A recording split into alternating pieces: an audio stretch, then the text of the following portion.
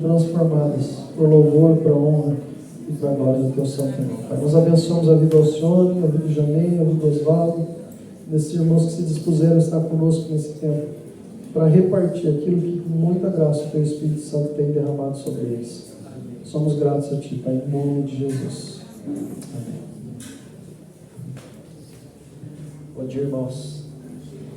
Tinha falado para o Jamei ontem, falei, Jamei, eu não vou falar nada amanhã, né? Mas aprendi que a gente precisa estar disponível, né? Não só disposto, mas disponível. Então, eu queria falar o que Deus quebrou do meu coração. Queria que você abrisse em Colossenses 1, 26 a 28. Coisas rápidas, eu vou ser bem breve aqui.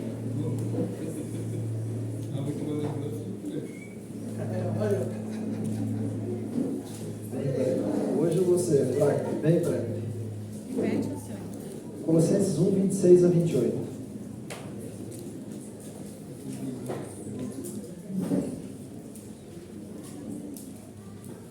Amém? Amém ou amém? Acharam? Colossenses 1, 26 e 28. Mistério que estivera oculto dos séculos e das gerações, agora, todavia, se manifestou aos seus santos, aos quais Deus quis dar a conhecer qual seja a riqueza da glória deste mistério entre os gentios.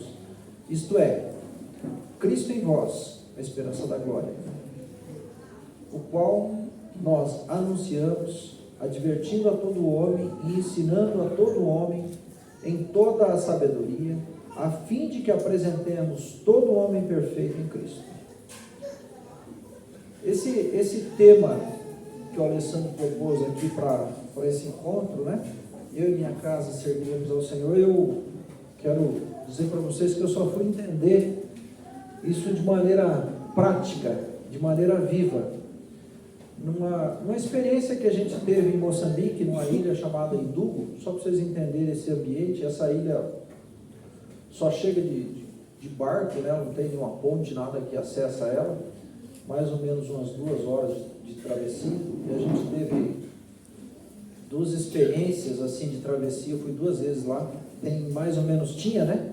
Mais ou menos 15 mil habitantes, e desses 15 mil habitantes, na época, a primeira vez que a gente foi, tinha 4 cristãos só, 4 irmãos que foram para lá, foram enviados, né? Tomás e a Guida naquela época, e a família deles, e as crianças, né, que depois nasceram, e o resto da ilha toda era muçulmana.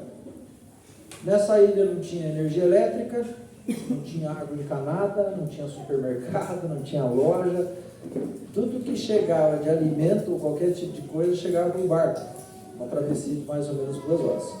Então o barco, nessa experiência de travessia, não vou falar da experiência de travessia, mas vai entupido de coisas, né?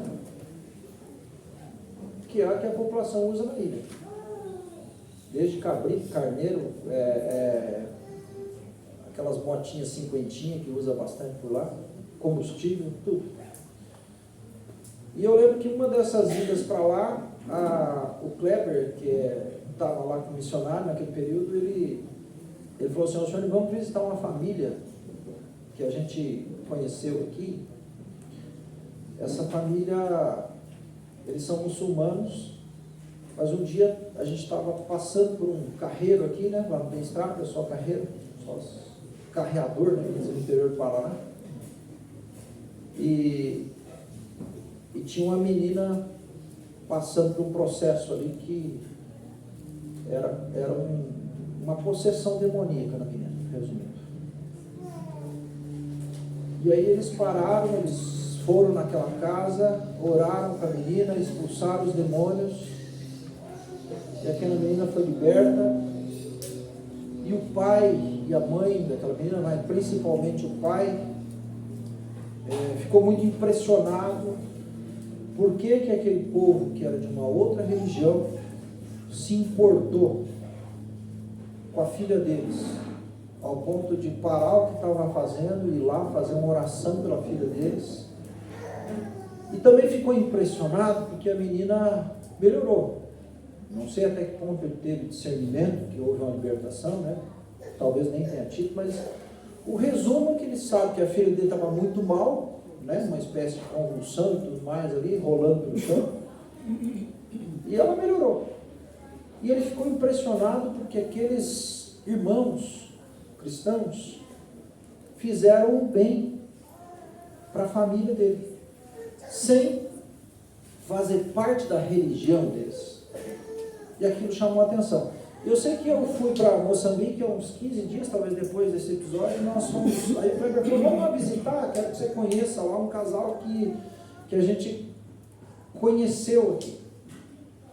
E a gente foi, sentou em cima de um tronco de árvore e começou a conversar com essa família e tal.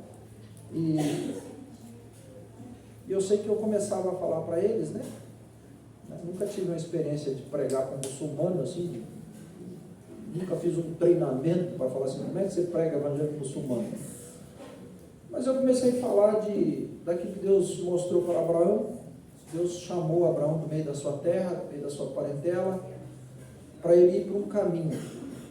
E eu comecei a falar para eles sobre isso, né? Sobre um caminho. Vai para um caminho que eu te mostrarei. E eu falava para ele que esse caminho era Jesus. Jesus é o caminho. Eu não apontava para Abraão e apontava para o caminho que é Jesus. Que mesmo um patriarca como Abraão precisava ir por um caminho, que é Jesus. E toda vez que eu confrontava ele de alguma maneira para tomar uma posição, ele olhava com um senhorzinho, né? E quando eu chamava e perguntava, você quer conhecer esse caminho? Ele olhava para o pai dele. E toda vez que eu tomava uma decisão assim de pedir para ele assumir algum tipo de responsabilidade, ele olhava para o pai. E eu achei estranho aquilo, né? E eu sei que a gente saiu de lá sem nenhuma decisão, sem nenhuma resposta dele. E aí ele falou, não, eu vou pensar sobre tudo isso que vocês estão falando, eu vou pensar para responder para vocês. E eu saí de lá e perguntei para o Kleber, mas por que toda vez que eu confrontava ele olhava para o pai? Falou assim, porque na cultura, se o pai autorizar ele tomar uma decisão, toda a casa se converte. Se o pai balançasse a cabeça que ele poderia tomar aquela decisão, ele não seria rejeitado da família, não seria expulso pela família, não seria discriminado por uma decisão de conhecer esse caminho que é Jesus. E aí eu fui entender esse texto quando Josué fala assim, eu e minha casa serviremos ao Senhor. A decisão de Josué afetava a casa inteira. A decisão de Josué afetava os filhos, afetava a esposa, afetava as filhas, afetava não só eles, mas a posteridade, a descendência deles. Isso fala de responsabilidade. Isso fala de assumir um compromisso. De alguém que entendeu o chamado, de alguém que compreendeu que ele é um sacerdote dentro daquela casa. E quando a gente perde esse aspecto da cultura, a gente perde também o aspecto desse comprometimento, desse compromisso, dessa responsabilidade. Mas quando a gente compreende o nosso chamado, a clareza com o qual o Senhor nos chamou como reino e sacerdotes, uma nação santa, um povo escolhido, e a gente começa a andar em cima dessa revelação de quem nós somos, nós entendemos que as nossas decisões não afetam só a nós, afetam a nossa família. As nossas decisões, elas vão fazer com que os nossos filhos se movam, a nossa família se mova, com que haja uma transformação de vida, com que a nossa casa de fato sirva ao Senhor. Então, o Evangelho ele parte de uma revelação.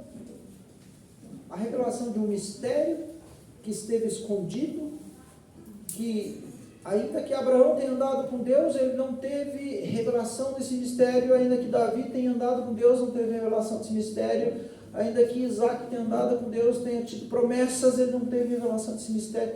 Esse mistério foi revelado a nós. igreja.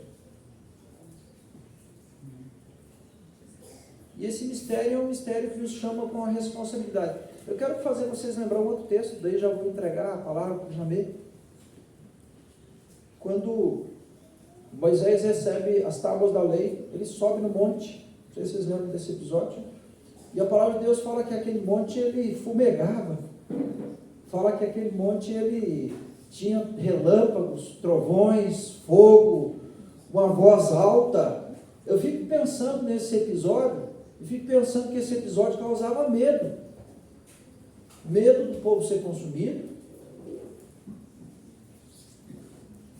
E Moisés pediu para o povo esperar, porque o povo precisava consagrar, e depois o povo ia subir. E quando Moisés desce, o povo fala assim: Moisés, nós não queremos ouvir a Deus diretamente. Fale você com Deus, e tudo que você falar para nós, nós vamos obedecer. Né? E eu fico pensando nesse episódio, que é um episódio onde uma decisão do povo de transferir a responsabilidade que era individual de cada um e que era deles. E eles transferiram para Moisés. E na medida que eles transferiram para Moisés, começou o problema da nação. Porque agora eles precisavam de um mediador entre eles e Deus. E a história da igreja continua assim até hoje. A gente tem medo de ter um relacionamento direto, pessoal com Deus, e transfere nossa responsabilidade para alguém. A gente tem medo de assumir compromissos dentro da nossa casa, e a gente transfere responsabilidade. A gente transfere a responsabilidade da educação dos nossos filhos para a escola. A gente transfere a responsabilidade da educação dos nossos filhos para a igreja. Quem tem que ensinar a respeito da vida com Deus é a igreja. Quem tem que ensinar a educação para os nossos filhos, o que é princípio de educação, são os professores na escola. E esse modelo de transferência ele vem sendo perpetuado de geração em geração. E ao contrário da resposta de Josué, dizendo assim: eu e minha casa serviremos ao Senhor, o povo naquele dia disse assim: Moisés, fale você com Deus e não nós, para que não morramos. Só que o resultado da nossa transferência de responsabilidade é sempre morte. É sempre morte. A gente transfere para não morrer, porque não quer cansar, porque não quer se desgastar, mas acaba produzindo morte. Às vezes não nossa, porque a gente se preserva. Mas aí isso produz morte na nossa família, morte dos nossos filhos, morte da igreja. Né? Então a igreja é esse povo que foi gerado pelo Senhor lá na eternidade. Não porque Deus era carente, não porque Deus sentia falta, não porque Deus precisava de companhia, porque estava na Trindade. E eu não consigo enxergar a melhor companhia que poderia existir do Pai, o Filho e o Espírito Santo. Né? Um relacionamento perfeito. Mas Deus resolve criar o homem, para que o homem tivesse comunhão com Deus e comunhão uns com os outros. Por isso que o mistério que estava escondido é Cristo em vós, a esperança da glória. E vós aqui é o plural. Não é Cristo em mim, como a gente tem hábito de pensar, né? Cristo em mim. Não, é Cristo em vós. Porque o amor não pode ser unilateral. O amor precisa ser bilateral. Eu me importo com o Alessandro, mas o Alessandro se importa comigo. Eu amo o Alessandro, mas o Alessandro me ama. Eu honro o Alessandro, mas o Alessandro me honra. E é essa revelação que a igreja precisa ter de uma comunhão mútua, de uma mutualidade, assim como vivia o Pai, o Filho e o Espírito Santo na Trindade, antes de todas as coisas existirem. Antes de tudo existir. Deus, ele já vivia num padrão daquilo que ele quer revelar para nós, que é esse padrão de mutualidade, de comunhão mútua, de respeito mútuo, de amor mútuo, de honra mútua, de consideração mútua, de preocupação mútua uns com os outros. E a gente vai vendo que o padrão de Deus começa dentro de um padrão onde Deus estabelece um padrão de habitação. A palavra diz assim: o pai ama o filho, todas as coisas têm confiado em suas mãos. Fala de um relacionamento de mutualidade. João 10, 14, 10 diz assim: não creis que eu estou no Pai, o Pai está em mim, e as palavras que eu vos digo, não as digo por mim mesmo, mas o Pai que habita em mim faz as suas obras. O Pai que habita em mim faz a obra. O Pai habita no Filho, o Filho habita no Pai. O Pai está em todo tempo fazendo habitação mútua. E quando a gente fala de habitação, a gente tem um conceito de casa. E a gente descobre que a eternidade, com o Pai, o Filho e o Espírito Santo, sempre tiveram um padrão de casa, de habitação. E quando o homem é criado, a palavra diz que Deus visitava o homem na viração do dia. Então, o primeiro padrão de casa que a gente encontra na Bíblia era um jardim. E Deus vem habitar com o homem. Depois Deus faz um tabernáculo no deserto e vem habitar com o homem, né? Depois o templo é construído e ali era o lugar da presença de Deus, onde Deus queria estar no meio do seu povo. Depois Deus promete a vinda do seu Filho, Emanuel, Deus conosco, porque Deus queria habitar com o seu povo. E sempre um padrão de casa, sempre um padrão de família. Depois Deus envia seu Filho ao mundo, Jesus. A presença do Deus vivo entre nós, porque Deus queria habitar com o seu povo. Deus fala de casa, Deus fala de relacionamento. Deus fala que se a gente descobre, desperta esse relacionamento de mutualidade entre nós, uns com os outros, não é eu, é uns com os outros, uns com os outros. Não é Cristo em mim, é Cristo em vós, uns com os outros. Quando a gente aprende esse uns com os outros, a gente tem condição de ser essa esperança da glória. Amém? Amém. Era isso que eu queria deixar com vocês. Falei, Braga, que era bem rapidinho?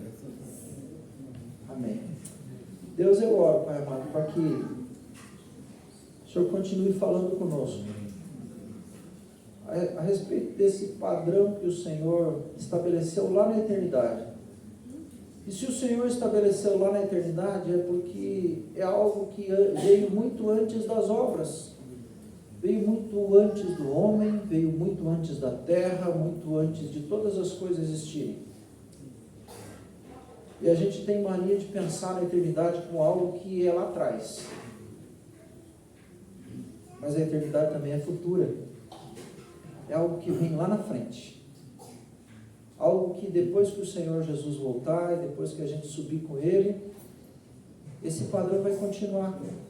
Esse padrão de mutualidade, de relacionamento de Deus conosco, esse padrão de uns com os outros. E assim a gente vai perceber e entender que ser discípulo do Senhor é quando a gente ama uns aos outros. A gente vai entender que nosso padrão de relacionamento com Deus é quando vos ameis uns aos outros. A gente vai entender que a vida eterna é quando a gente aprende a amar uns aos outros. Que o Senhor nos dê essa revelação. Em nome de Jesus. Amém. Já amei.